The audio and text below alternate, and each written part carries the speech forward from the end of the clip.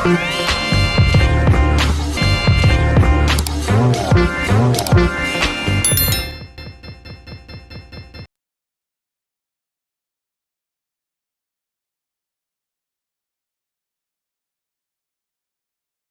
kita mengarahkan hati kita, Bapak Ibu yang terkasih, di dalam rangka ibadah pemberkatan nikah dari Saudara Leonardo Sinaga dengan Saudari Luciana Simarmata malam hari ini. Oleh karena itu, seluruh keluarga besar dan tamu hadirin kami undang untuk bangkit berdiri. Mari kita terlebih dahulu memuji dan meninggikan Tuhan. Kita akan memulai ibadah kita pada malam hari ini. Mari untuk mengawalinya kita menyanyikan satu lagu pujian yang berkata, kasih Yesus indah dalam hidupmu.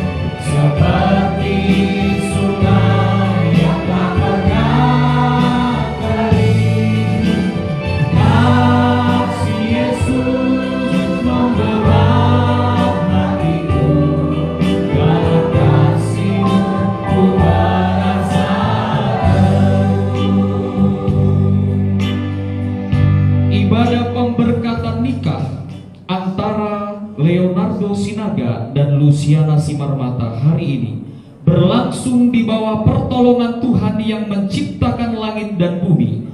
Turunlah kiranya kasih dari Allah Bapa, Putra dan Roh Kudus. Haleluya. Amin.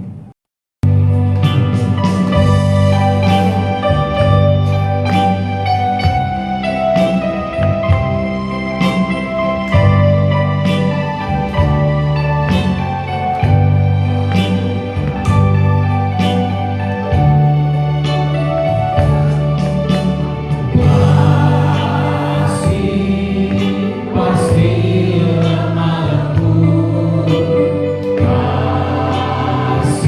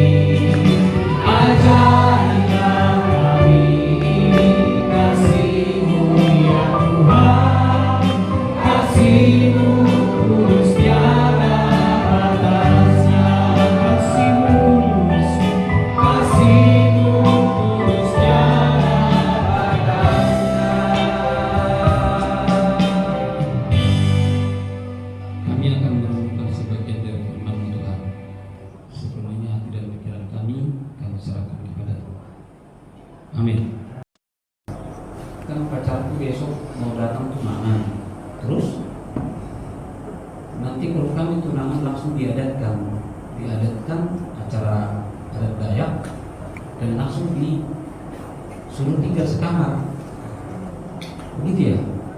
Saya nggak mau Pak, harus melaksanakan pemberkatan dulu, masa diadakan dengan adat Dayak katanya, dicampurkan lah istilahnya di sana.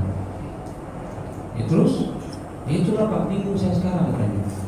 Ya udah sekarang suruhlah calon suamimu datang menuju Pontianak. Waktu itu dari Landak kurang lebih 3 jam lah ya, 3 jam perjalanan. Ya udah, sambil nanti kita rapat, habis rapat baru kita adakan pemberkatan nikah. Saya bilang, wah menyusul lah. Nah, sama dengan ini baju pinjaman semua.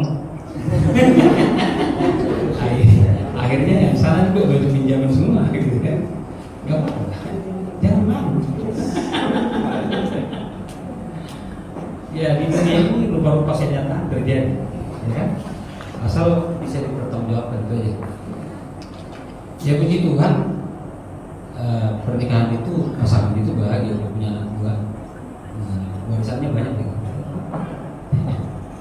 Saya kutip untuk kita renungkan dari Efesus pasal 5 ayat 22 dikatakan begini: hai istri, tunduklah kepada suamimu seperti kepada Tuhan.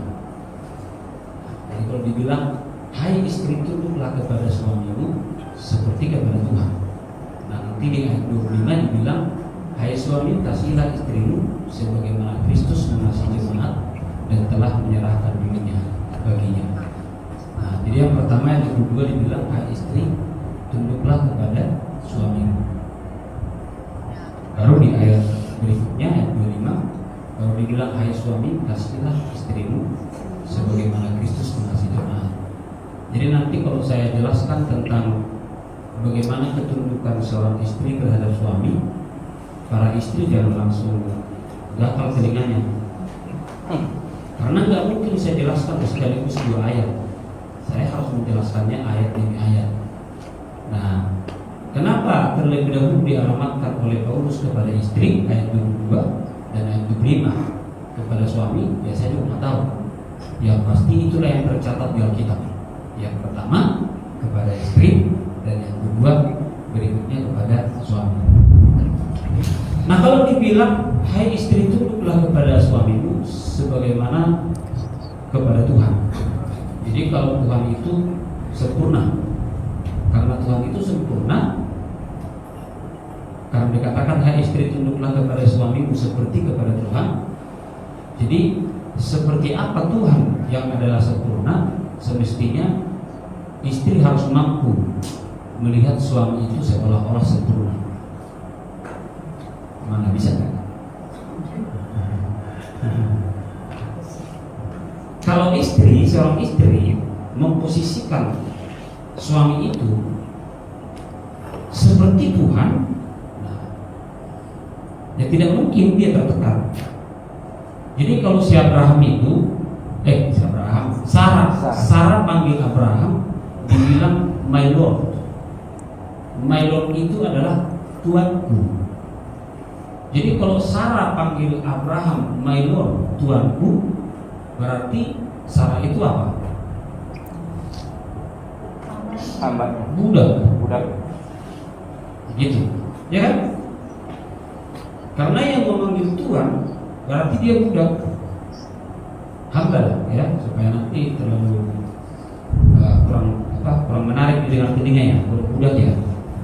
Tapi ada seorang bapak, kebetulan warga Sinaga juga, ada seorang bapak, ketika saya bilang kalau Sarah panggil Abraham my Lord, berarti Sarah memposisikan diri sebagai hatuban. Nah, ada warga Sinaga yang tidak terima.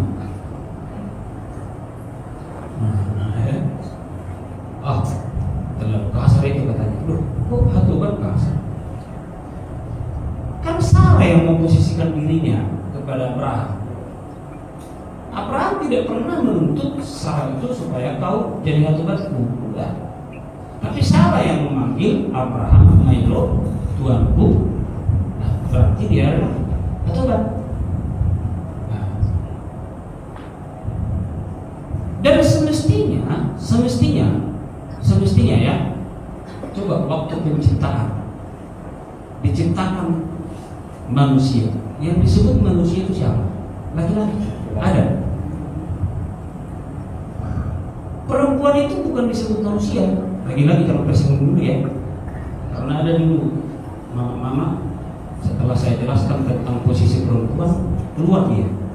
Habis ibadah pemberkatan nikah, langsung dia cerewetin saya. Saya nggak terima khotbahmu. Nah, kenapa saya bilang? Kau merendahkan wanita katanya. Saya bilang ya kau nggak dengar sih sampai akhir. Ya akhirnya penafsiranmu begitu, pengertianmu begitu. Makanya jadi orang punya sabar, gitu ya. Nah, jadi kalau waktu diciptakan manusia itu, yang disebut manusia itu adalah Adam.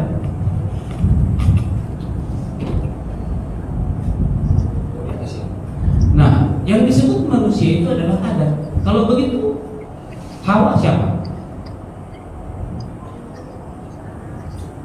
Coba perhatikan baik-baik. Kan diambil dari tulang rusuknya, ya kan? Yang tercatat di Alkitab, ketika tertidur si Adam, diambil tulang rusuknya. Tulang rusuk siapa? Tulang rusuk manusia itu. Jadi istri itu adalah bagian dari suami, bagian dari manusia. Tapi suami bukan bagian dari istri. Jangan dibalik. Karena tulang rusuknya yang diambil. Jadi jangan mentang-mentang emansipasi wanita seenaknya, mau seolah-olah kalau pun dia di luar jadi pimpinan, di rumah pun pengen jadi pimpinan. Enak aja, mana bisa begitu? Tahu diri dong ya. Nah, sorry ya para ibu-ibu. Nah, jadi memang begitulah yang tercatat. Kita mau bilang apa? Jadi dulu kan orang Batak itu kalau sewaktu saya masih SD, saya sering mendengar kalau kumpul mama-mama, inang atau beberapa inang kumpul, datanglah satu lagi inang atau ini buang katanya. Pernah dengar itu? Sering. Zaman sekarang sudah nggak lagi. Coba pulang kampung sekarang nggak pernah terdengar lagi itu. Halil ya. Jadi dibilang, saya nggak tahu kenapa sampai akrab sapaan itu mau mencari suaminya, seorang inang tanya kepada istrinya, dia dulu katanya. Bagus-bagus dijawab lagi, lagi menunda lah. Dijawab lagi. Jadi betul-betul dia mengaku bahwa suaminya duanya.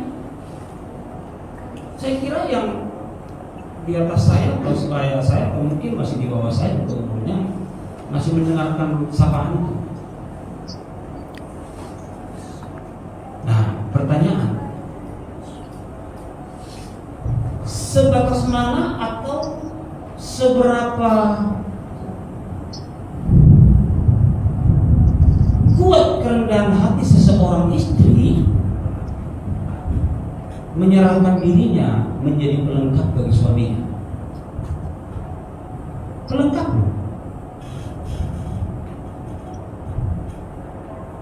Sekalipun ada istilah-istilah tertentu seperti dibilang istri penopang. Kalau penopang kan mana dia dibuat mana? Yang ditopang atau penopang? Penopang. Pasti dia dibuat penopang. Nah, dalam hal-hal tertentu dia kuat. Tapi posisinya sekalipun dia harus menjadi orang yang kuat, bukan berarti dia menjadi pimpinan. Gak bisa. Jadi sorry, janggal sekali kalau saya mendengar seorang bapak bilang begini, aduh musuhku menjadi nanti jangan.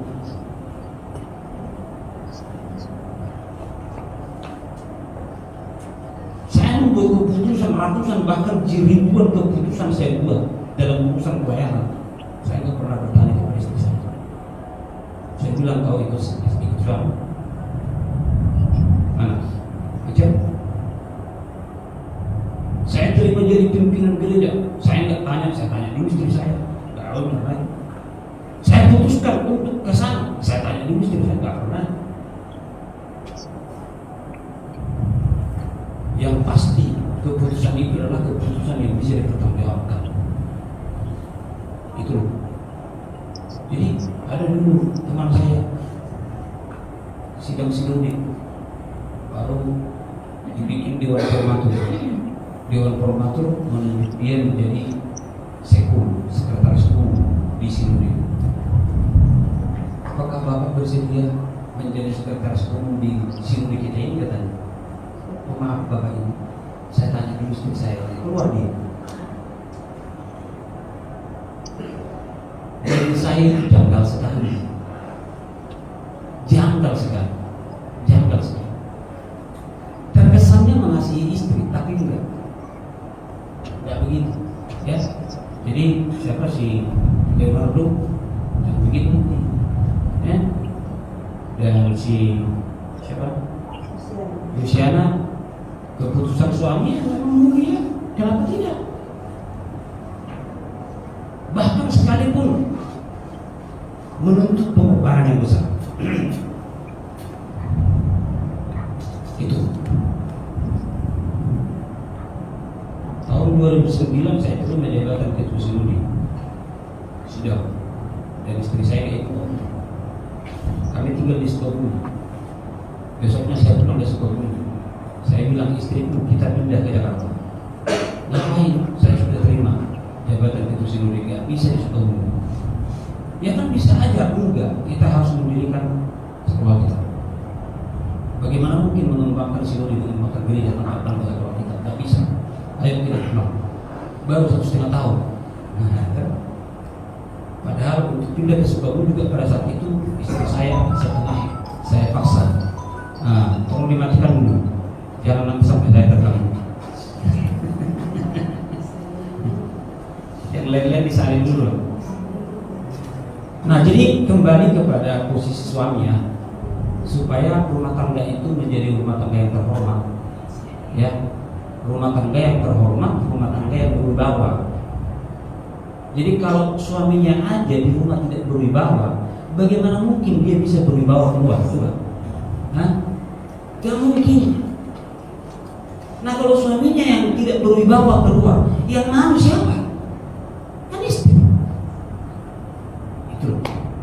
Nah, dan kalau itu dilaksanakan, ya tentunya masalah Tuhan memberkati pernikahan itu nggak perlu diragukan, karena yang kita aminkan, yang kita turuti adalah firman Tuhan. Itu ya. Nah, jadi hai istri, tunduklah kepada suami. Haram bagi istri membuat keputusan.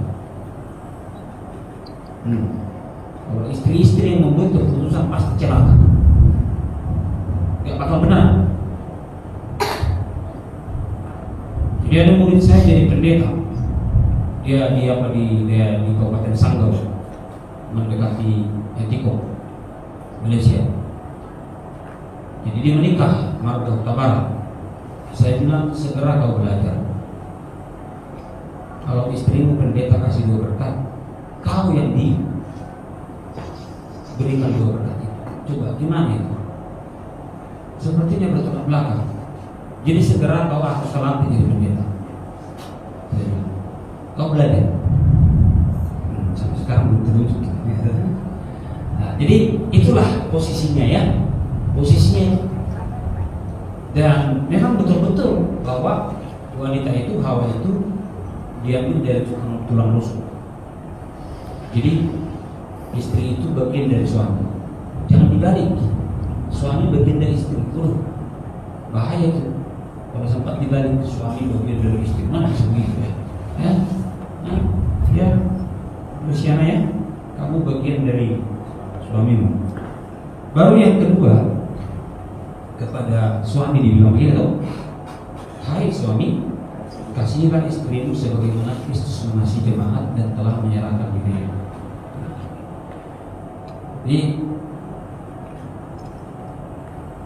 dulu pernah saya konseling pranikah. Nanti kalau dia jadi istrimu, apakah rasa sayangmu, cintamu seperti sekarang ini? Oh iya lah, kita akan. Oke. Terus kamu suatu ketika pulang dari kerjaan,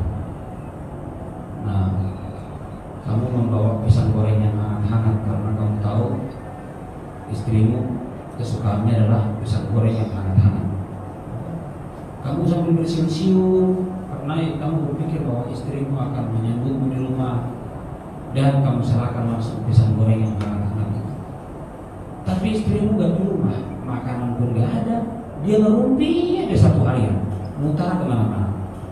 Apakah kamu tetap mencintainya? Oh iya, kamu tetap mencintai, tapi harus dicari, harus ditegur. Nah, udah, tegur aja ya. Asal jangan tegur ya. Nah, tegur aja. Nah, selanjutnya, ini agak sedikit sensitif ya.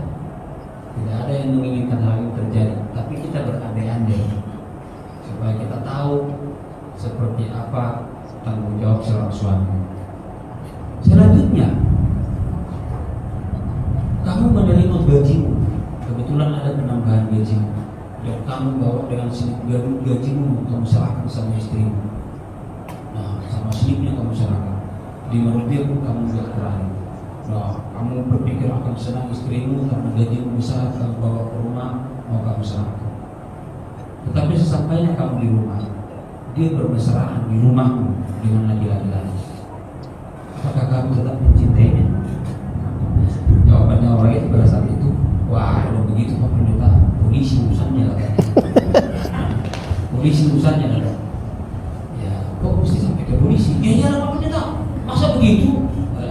Sendiri lagi sama istrinya. Nah yang saya maksudkan begini, kan dia bilang, hai suami, kasihilah istrimu sebagaimana Kristus mengasihi jemaat. Kira-kira menurut Bapak Ibu Saudara-saudara, apakah gereja itu gereja yang setia kepada Yesus? Gereja mana yang setia kepada Yesus? Dan jemaat siapa yang bisa setia kepada Yesus? Salah satu contoh lah supaya kita nggak bisa membantah. Kalau uang tidak ada, beras sudah habis di rumah, gelisah nggak? Padahal Tuhan selalu ada. Uang tidak ada, beras sudah habis, gelisah. Padahal Tuhan selalu ada. Mana? Lebih percaya kepada uang atau kepada Tuhan? Gak usah jawab ya. Nanti salah jawab berarti ya. Salah jawab. Jangan jawab. Jangan jawab. Artinya karena sudah ada jawabannya kan? Ya. Artinya begini. Apakah kita bisa membuat suatu kesimpulan ataupun keputusan bahwa akan ada orang yang setia kepada Yesus? Tidak ada itu. Tidak ada itu. Tidak ada gereja yang setia. Gereja itu pengkhianat Tuhan semua. Tadi kan saya contoh konkret kan, tidak ada uang, habis beras. Gelisah enggak? Gelisah. Padahal Tuhan selalu ada. Apa pernah Tuhan tidak ada? Kalau begitu lebih percaya mana? Lebih percaya uang atau Tuhan? Kalau toh memang kenyataannya lebih percaya uang, itu setia atau berkhianat? Suami.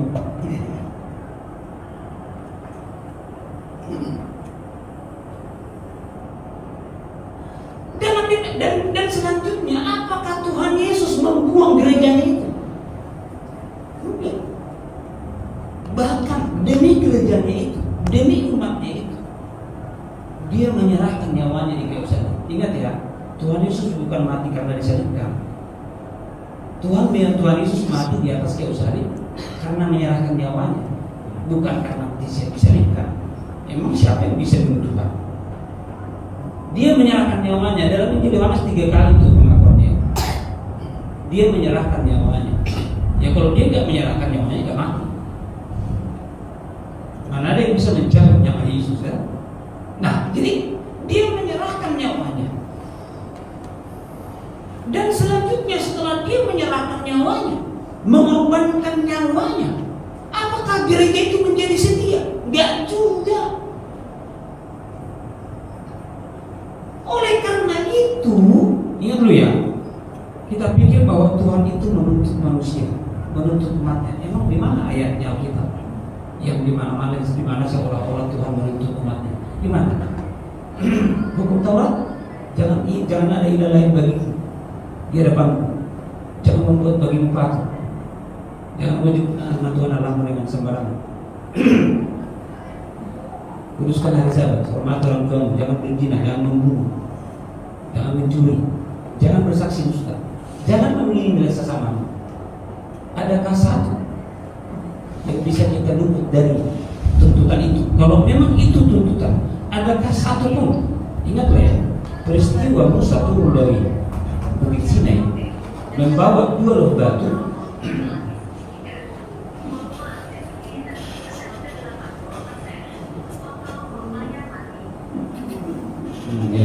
Itulah kira-kira ya. Jadi Musa membawa 2 loh batu itu turun dari Bukit Sinai. Kenapa dia langsung tanpa membacakan, tanpa apa segala macam, langsung lempar batu itu 2 loh batu itu? Karena Musa langsung menyaksikan mereka menyembah patung tuangan.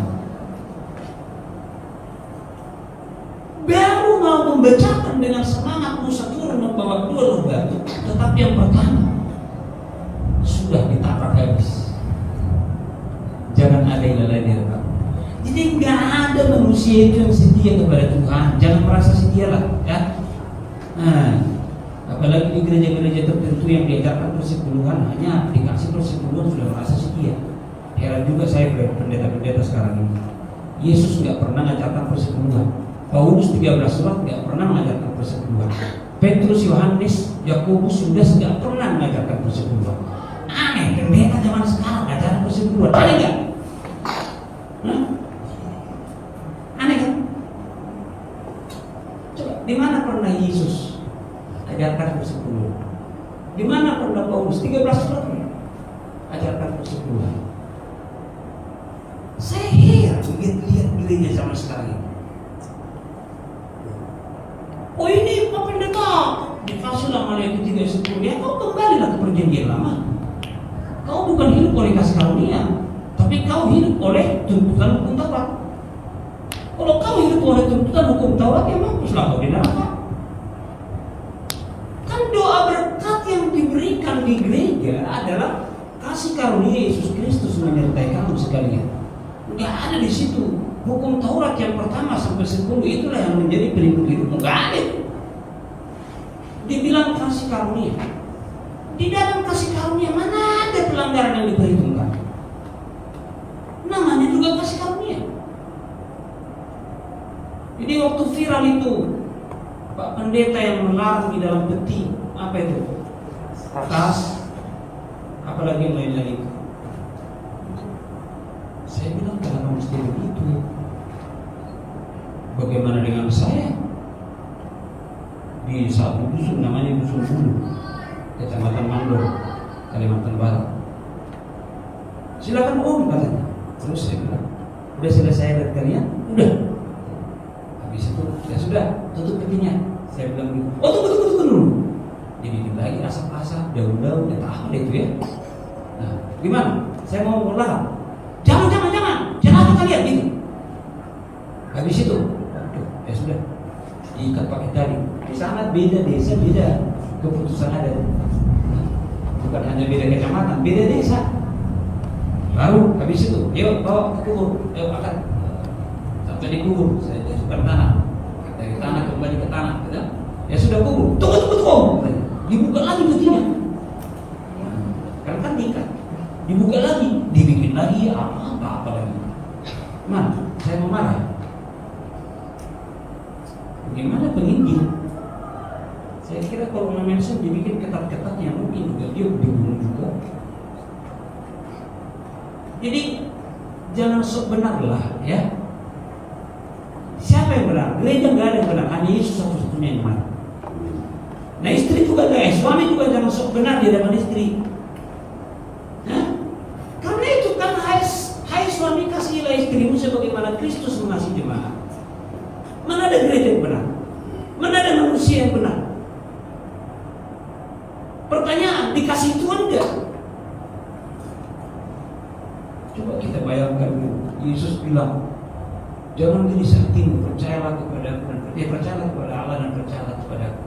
Di rumah Bapakku banyak tempat, tentu aku pergi ke situ untuk menyediakan tempat bagimu. Dan setelah aku pergi ke situ dan telah menyediakan tempat bagimu, aku akan datang untuk membawa kamu, supaya di tempat di mana aku berada, kamu pun berada. Pasti kan? Pasti. Gak ada alternatif. Gak ada alternatif. Diperjuangkan gak umatnya itu, disayang gak umatnya itu, umat-umat yang berkhianat itu, disayang.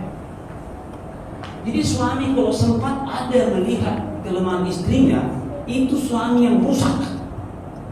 Kalau sempat dia bisa melihat matanya tertuju kepada kelemahan istrinya, itu otak suami yang rusak itu.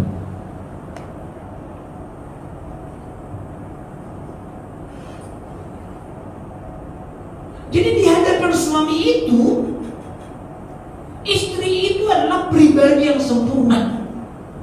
Siapa yang menyempurnakan? Dirinya menyempurnakan. Sama seperti Kristus, yang disempurnakan adalah jemaat yang bejat, tetapi dia sempurnakan dengan darahnya, dia sempurnakan dengan kesempurnaannya. Maka sempurnalah gerejanya itu sampai disediakan tempat. Gitu. Jadi suami harus bisa melihat. Nah, saya nggak pernah bilang bahwa istri saya pilihan saya. Pilihan saya mah nggak seperti dia. Enggak. Saya nggak pernah bilang, oh ini pilihan Allah. Yang saya akui dia adalah dari Tuhan. Karena dari Tuhan itu sempurna. Nggak ada yang dari Tuhan tidak sempurna. Kalau begitu kan, loh, antara tunduk dan mengasihi. Seberapa besar pun tanggung jawab, seberapa besar pun masalah rumah tangga, kadang-kadang ada provokator dari pihak kedua, ketiga, dan keempat. Rumah tangga itu pasti butuh dan tidak akan goyah. Kan mantap, ya? Jadi Fernando sama Lucia, dua tiga sih. Harapan saya mengerti ya. Ingat loh, pernikahan itu bukan sekejap mata. Syukur bisa pernikahan itu sampai ulang tahun emas, ulang tahun perak, ulang tahun emas. Kalau ulang tahun intan kan jarang ya. Ulang tahun emas masih ada. Ya terus terang saya berharap ulang tahun pernikahan saya paling tidak sampai ulang tahun emas. Ulang tahun perak berapa tahun lagi? Berapa umur kawan?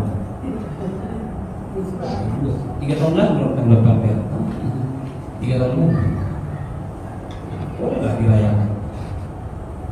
Kan demi kebahagiaan dan demi komitmen. Jadi kalau seorang suami melihat istrinya sibuk, usia pernikahan mungkin sudah 30 tahun, 40 tahun, kan pantas dia berkata, dalam suka dan duka engkau bersama-sama yang lain. Itu dia. Apa sih kita cara kebahagiaan? Bagaimana bahagia kalau nuntut suami, nuntut suami?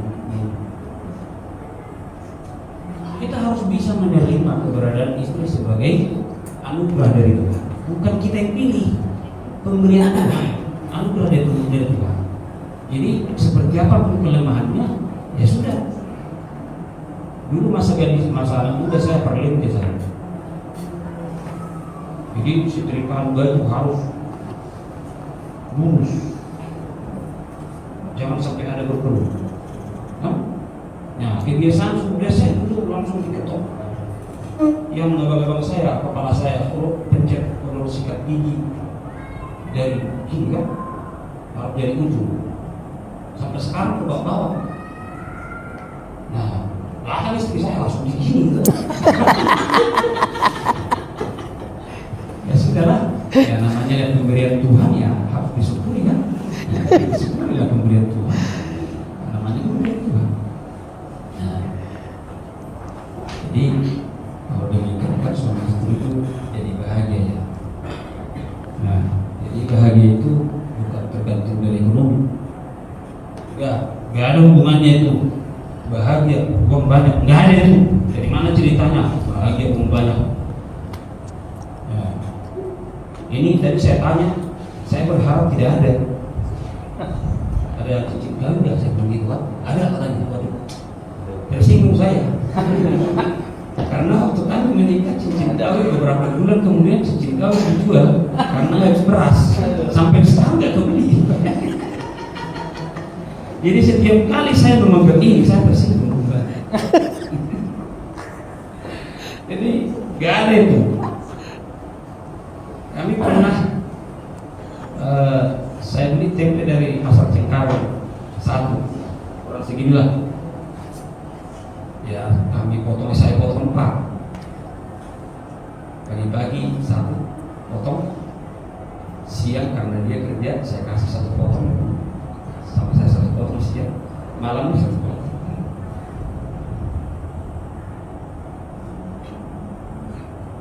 Kami bisa menjalani tanggung jawab yang kami jalani bukan kecil, tanggung jawab yang besar. Jadi saya berharap Leonardo dan Luciana menjadi pasangan yang ideal.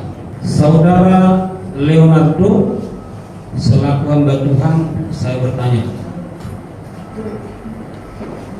apakah saudara mau menerima saudari Luciana Simarmata, istri yang sah dan hanya satu-satunya?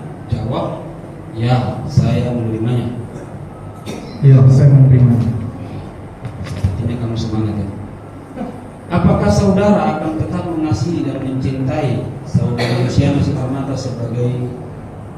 dengan sepenuh hati, baik dalam keadaan sakit maupun sehat, dalam keadaan susah atau senang, dalam keadaan miskin ataupun kaya? Jawab, ya, saya akan tetap mengasihinya.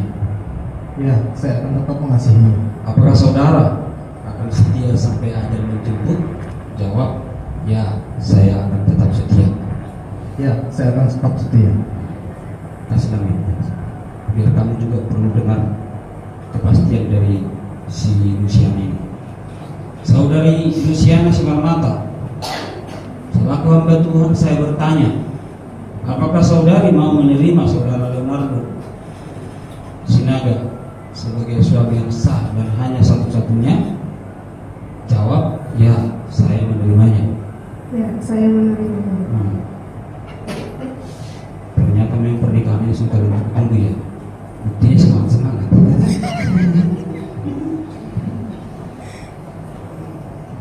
Apakah saudari akan mengasihi dan mencintai saudara Leonardo Sinaga dengan sepenuh hati, baik dalam keadaan sakit maupun sehat, dalam keadaan susah atau senang, dalam keadaan miskin ataupun kaya? Jawab, ya, saya akan tetap mengasihinya. Ya, saya akan tetap mengasihinya. Apakah saudara akan tetap setia sampai ajal menjemput? Jawab, ya, saya akan tetap setia. Ya, saya akan tetap setia. Ya, oke. Kalau begitu,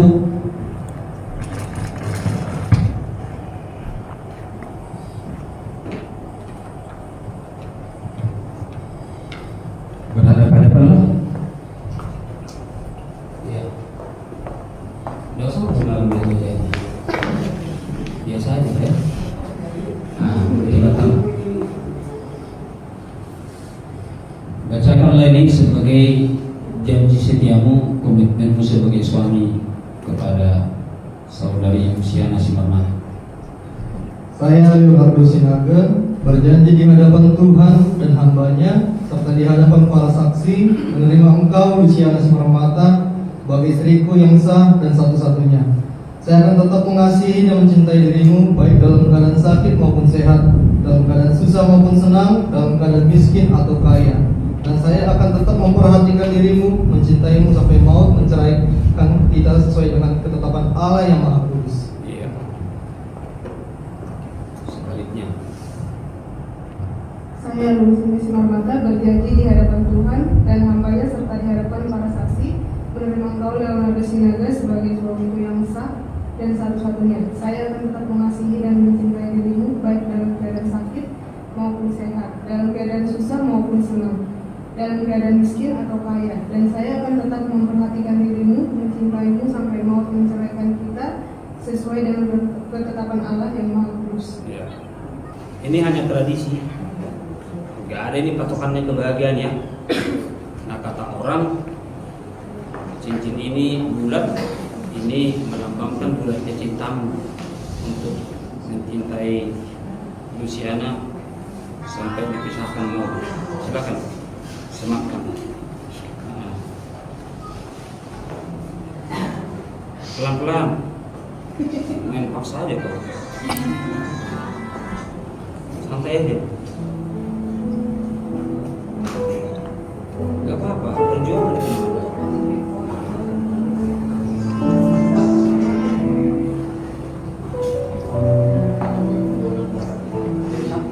Masih belum.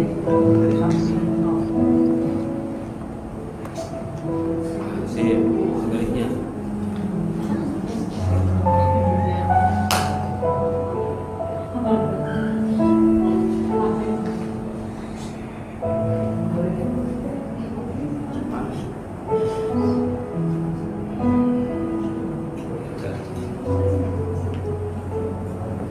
Jabat tangan lagi.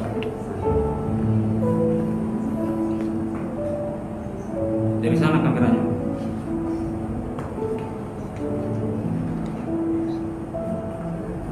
Saya Pendeta Manguruf Syahan dengan mengikuti kisah cinta yang Tuhan anugerahkan kepada kalian. Dengan ini selaku hamba Tuhan yang dipercayakan Tuhan, menyatakan yang dipercayakan Tuhan tidak dapat diceraikan oleh manusia.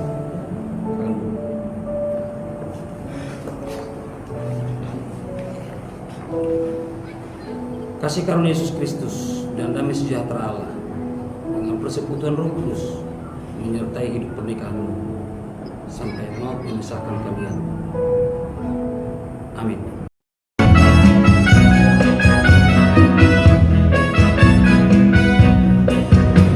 Betapa baiknya Kau Tuhan, kasih-Mu yang berkesudahan. Betapa mulia nama-Mu Yesus, jiwaku diselamatkan. Hosana, Hosana, ku memuji Tuhan. Hosana, ku tinggikan Yesus. Hosana, Hosana,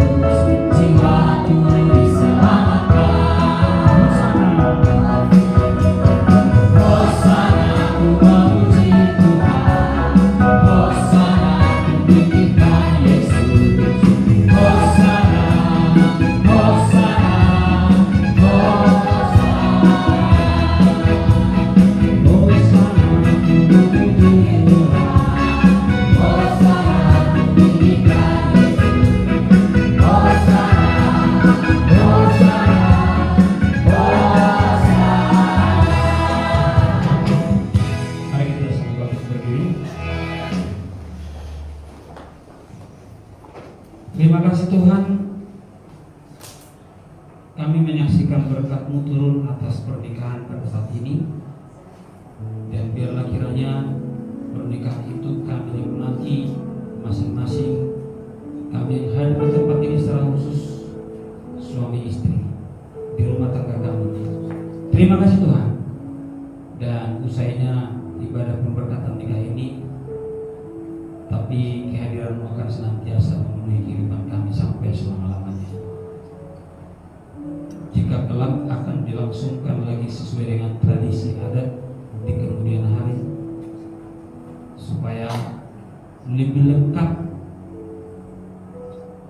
kelengkapan dari pernikahan yang akan dijalani oleh saudara dan saudari kami Leonardo dan Luciana. Kami pun berdoa supaya kiranya Engkau memberkati setiap rencana-rencana. Kami dengar orang tua dari saudara kami kami Luciana sedang sakit. Tuhan, kami percaya kuasa-Mu dan kami serahkan sepenuhnya saudara kami. Kami percaya kami akan mendengarkan berita gembira dan nama-Mu dimuliakan. Terima kasih Tuhan. Mari kita sempurnakan doa ini dengan doa yang diajarkan oleh Tuhan Yesus kepada kita. Bapa kami di dalam surga, dikuduskanlah nama-Mu, datanglah kerajaan-Mu, jadilah kehendak-Mu di bumi seperti di surga. Berikanlah kami pada hari ini makanan kami yang secukupnya, dan ampunilah kami atas kesalahan kami, seperti kami mengampuni orang yang bersalah kepada kami. Dan janganlah membawa kami ke dalam pencobaan, akan tetapi lepaskanlah kami dari yang jahat, karena Engkau-lah yang punya kerajaan dan kuasa dan kemuliaan sampai selama-lamanya. Amin. Kita akan pulang dengan damai sejahtera dan terimalah berkat Tuhan. Kasih karunia Yesus Kristus dan damai sejahtera dari Allah Bapa dengan persekutuan Roh